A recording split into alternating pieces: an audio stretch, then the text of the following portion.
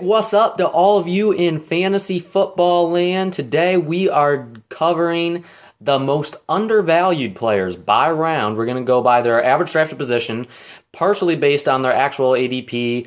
And we're also mixing in some of the things that I've just noticed in some of the mock drafts that I've been in thus far. I'm recording this on a Sunday. My first fantasy football draft is tonight. So on my next video, I will have to recap how I did in that draft. So I'm excited to share that with you guys. But today we're going by the most undervalued players based on where they're being drafted or by where they are being ranked by certain websites. I do a lot of NFL.com. So I definitely have some things to talk about there. I do some mock drafts on Yahoo. So those are the two that we're really going to be talking about a lot today.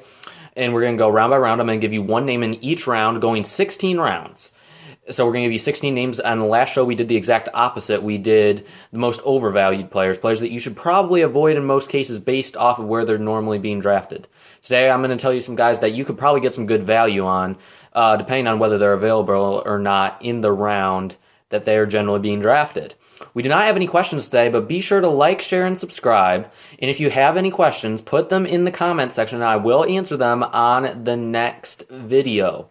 So be sure to get those questions in. Don't have any questions today, but I'm looking forward to seeing what you guys have for me this upcoming after this upcoming video. There's a lot to talk about with everything going on. The Hall of Fame game has been canceled due to everything going on with the coronavirus. I'm not sure if anything else is going to get canceled or not. As a Steelers fan, I'm a little bit disappointed because the Steelers were playing in that this year, and I was excited to have that extra game, having Troy Polamalu enshrined, Bill Cowher, Donnie Shell. It was going to be really nice. From what I know, it sounds like they are going to do the game in enshrinement next year, so I'm still looking forward to that. Hopefully the Steelers will be in the Hall of Fame game again next year. But to the current business with fantasy football. We're going to start off in round one with a person who is in the news a little bit this week, based off of some news about an injury he had last year, multiple to be exact. He had 3 injuries. Alvin Kamara. He's generally being drafted around the 5th or 6th spot. Every now and then you see him sneaking into the 4th spot, either ahead or behind of Michael Thomas and Ezekiel Elliott.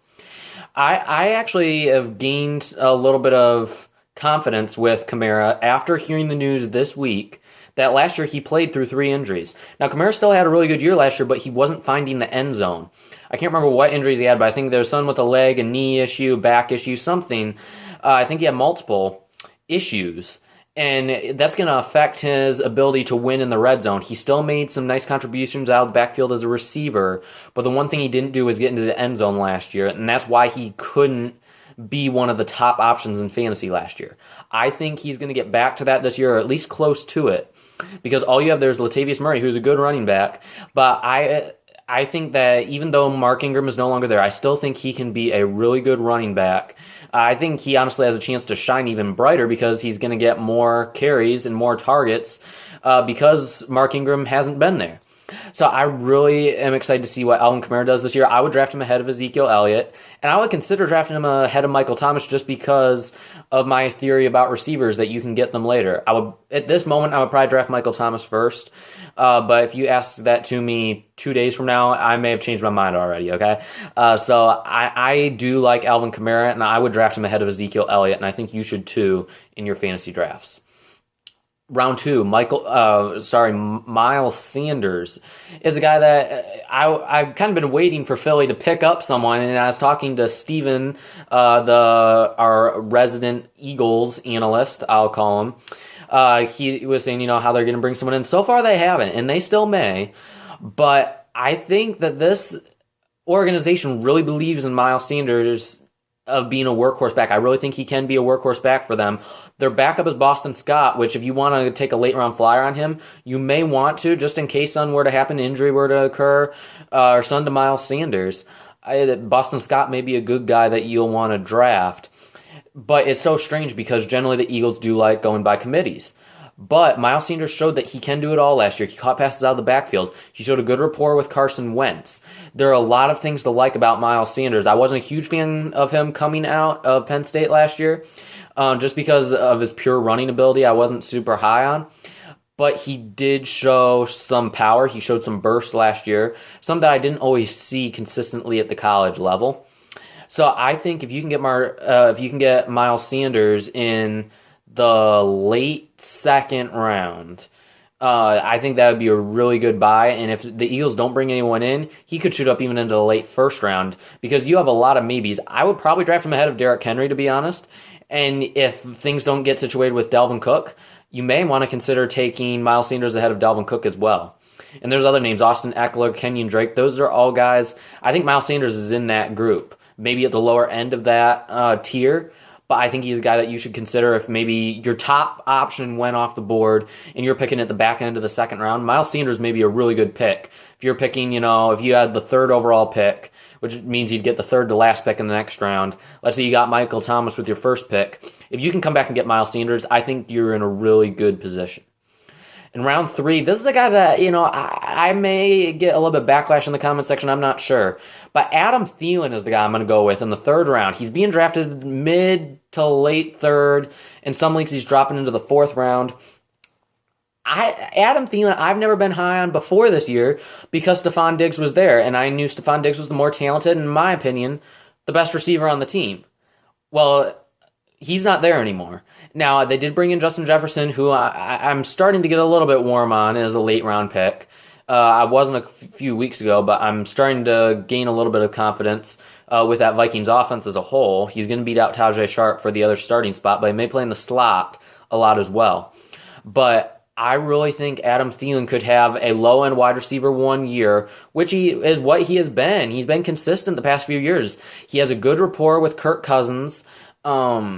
He has a monster target share, and people are saying, oh, well, he's injury prone and stuff.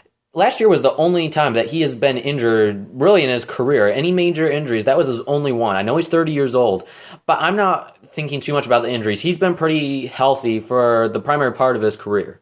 So don't worry too much about the injury concerns. I think that's a little bit of overhype. So Adam Thielen is a guy, if you can get in the late third round, you take 2 running backs. I'm considering doing that in some of my leagues this year. If you can get Adam Thielen, I'd feel pretty comfortable. If I can get another solid wide receiver too, that is not a horrible wide receiver core. I know it's not attractive. It doesn't sound really cool. But Adam Thielen may not be a bad pick. I think he is a solid pick that you can afford to take in the middle rounds, especially if you already have a couple of good running backs to carry your team on most weeks. Going to the following round, this one's a little bit of a reach, but I'm going to say DJ Chark. He's going anywhere from 3rd round to 7th round. There is a wide gap with DJ Chark. And I mentioned him in a couple of the videos that we've had about just going through my rankings and then sleepers. We've mentioned DJ Chark a lot because they're going to be behind. They're going to be throwing the ball a lot in Jacksonville. Gardner Minshew, that's when DJ Chark really turned on last year, when Gardner Minshew was put into the starting lineup when Nick Foles went down. They seem to have a really good rapport. I know D.D. Westbrook is there, and they have other bodies there. They brought in Tyler Eifert at tight end. They have Josh Oliver at tight end. They still have Keelan Cole. There's other guys there, but DJ Chark really cemented himself, and I think he has a future in this league as a number 1 wide receiver. And a lot of people, LSU's brought out a lot of good receivers, okay? DJ Chark was one of the guys that kind of fell through the cracks. He was in a receiver class that was considered to not be that great, which if you look at now, it wasn't horrible. Calvin Ridley was in it. He's been a pretty solid receiver. DJ Moore had a really nice year last year. Neither of those guys are elite yet, but they've shown some promise, and they've been really solid options. In the later rounds, Anthony Miller, he's a guy, if Chicago would just get him more involved in the offense, I really think they'd be a better team. James Washington, a guy I'm not high on as a Steelers fan, but some people like him. He's made some nice contributions. He looked good at the end of last year. One of the few that actually produced when Mason Rudolph and Duck Hodges were in the lineup. So there were some good names in that class. Michael Gallup, he was in that class. But Chark was kind of one of the guys that kind of fell through. Nobody really thought anything about. But I really think he has the most promise of anyone in that class. I really do. I think he could be better than Calvin Ridley. Maybe not DJ Moore, but I mean, I wasn't a huge fan of DJ Moore coming out. He was fast. I didn't really think anything of it, but I've gotten a little bit more comfortable with him the past couple years. But Chark is a guy, he's young, doesn't have a whole lot of injury concerns, and he's going to be an offense that's going to be behind a lot. So 4th round, it could maybe a stretch, and depending on what website you're using, you may be able to get him later on. But especially if he's there in the 6th round, 7th round, that would be a really nice pick, especially to be a really good wide receiver too for you. Kyler Murray is a guy I'm going to go in the 5th round. I'm a big Kyler Murray fan. I liked him as a rookie. Last year I took him in several of my leagues. I wanted Patrick Mahomes. He went way earlier than I wanted to take a quarterback. So I got Kyler Murray in the middle rounds, and he started off slow, but towards the end of the year, he turned it on, and he really helped me get into the playoffs in several of my leagues. I think he's going to have another really solid year. He has Christian Kirk, who I don't think I mentioned Christian Kirk once on the past, 3 or 4 weeks that I've been doing these fantasy videos. I don't think I've once mentioned Christian Kirk.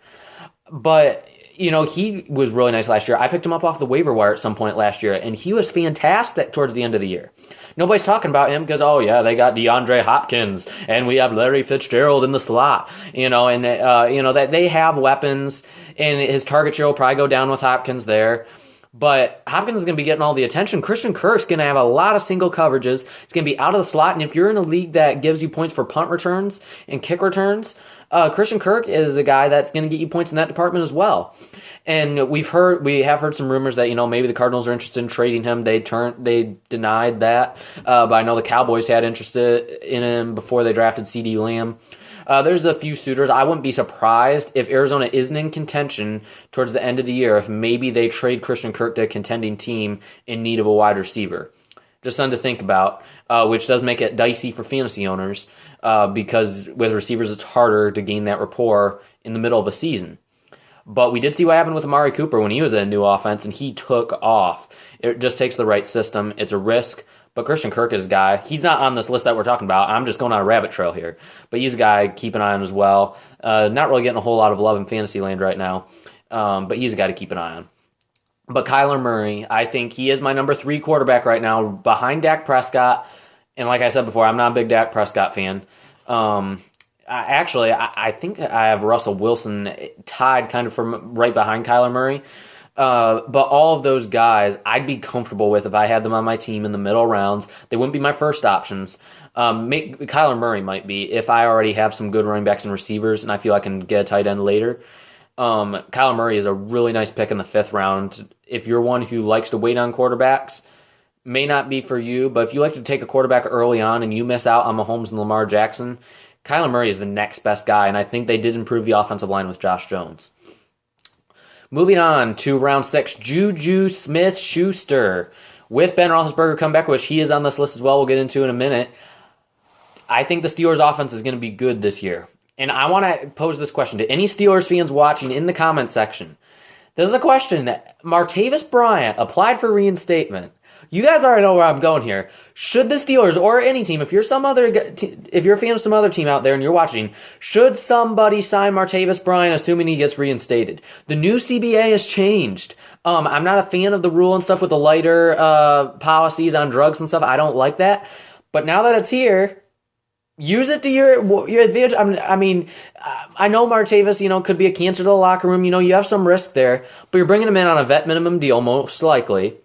And if he doesn't work out, you cut him the next day. You're not hurting financially. And if he does turn out, if as the Steelers fan, can you imagine an offense? You have JuJu on one side, Deontay Johnson in the slot, Martavis Bryant on the edge burning people deep, Claypool and Eric Ebron winning in the red zone. And if the offensive line can return to the form it was a couple years ago, man, I'm putting us in that in the Kansas City bracket. I think we're Super Bowl contenders if Martavis Bryant is any sort of what he used to be 3 or 4 years ago. I know there's inconsistencies there, but just having that deep threat, that's something the Steelers don't have right now. And I don't know, man. I'm just saying, I would love to see the Steelers bring in Martavis Bryant just on a vet minimum deal and give him a shot.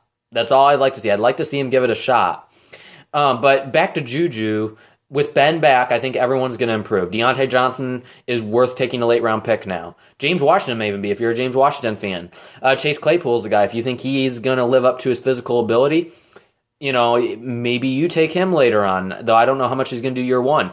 Eric Ebron and Vance McDonald, especially Eric Ebron. Ben really wanted to get Eric Ebron and bring him in. Everyone in the Steelers' offense their stock is going up. Maybe not James Conner. For me, James Conner's fantasy stock doesn't go up. I'm just not high on him this year. But all of the receivers, their stock goes up now that Ben is up. The quarterback play was garbage last year with Rudolph, the red zone quarterback, and then the duck caller. It was garbage last year as a Steelers fan, but JuJu, I think, is going to have a really nice year. Maybe not, back to where he was, top 5 wide receiver, but maybe top 10, top 15 for sure. Top 10, I definitely think he could reach the top 10. And if you can get him in round 6 or 7, that's a nice pick. Evan Engram. This is the first tight end we've talked about today. I'm not a fan of this group as a whole in the middle rounds. I'm not on Hunter Henry or Austin Hooper or there's just guys I'm not super high on. But 2 guys in the middle rounds to keep an eye on are Hayden Hurst, who Matt Ryan was talking about, saying he could be one of the best tight ends he's worked with. Well, he just worked with Austin Hooper, and he's worked with Tony Gonzalez, who's one of the greatest of all time. So he really thinks a lot of Hayden Hurst. And Evan Engram was a guy that looked good with Daniel Jones last year. The only problem is he can't stay healthy. If you have some other option tight end, if you draft Evan Engram, you have to draft another tight end. No two ways about it. You have to draft another tight end. But the reward is good. If you can get Evan Engram on your team, he has the potential to be a top 5 tight end. In another year, we're at the top. There's question marks. After Kittle and Kelsey, Mark Andrews and Zach Ertz, there's both questions. Andrews with injury concerns, Ertz with the role he's going to play in the offense, and Dallas Goedert breathing down his neck for more reps. Moving on to Terry McLaurin, he's in the same boat as DJ Chark, really, except he's coming in most leagues at a cheaper price because they're going to be behind. Quarterback play isn't great. I don't know what to think of Dwayne Haskins, but the rapport is there from when they were in college. Something to think about. I'm not going to waste time on Terry McLaurin because we mentioned him before, but he's a guy in round 8 or so. If he's there, he could be the steal of the draft. I'm dead serious about that. A guy we have not talked about very much is Jordan Howard. Remember back in 2017, 2018, I believe it was, when Jordan Howard was like a top 5 fantasy running back? He could be that again, guys.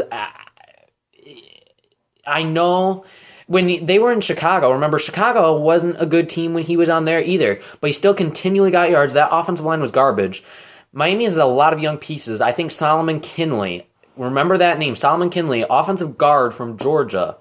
He's going to have a big part in that offense. He is a mauler, and they have some really good run blockers on the inside. They really brought in some guys to help the running game.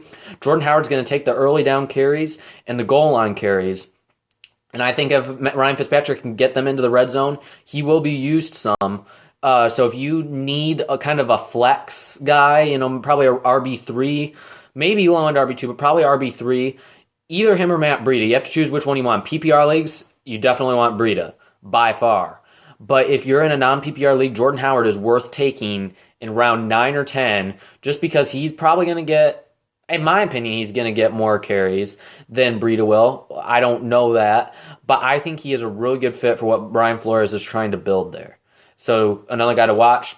We're going to go through these last few pretty quickly because we are running out of time. Darrell Henderson, I mentioned him before. Loved him coming out of Memphis. Reminds me of Jamal Charles. Has some vision issues, but I think he's going to start off the year as the starter, not Cam Akers. So you could get a really nice buy there. And in Sean McVay's offense, innovative offense, Henderson could be a steal. He has top 5 fantasy RB potential at some point in his career. In the next few years, I expect a lot from Darrell Henderson. So keep an eye on him.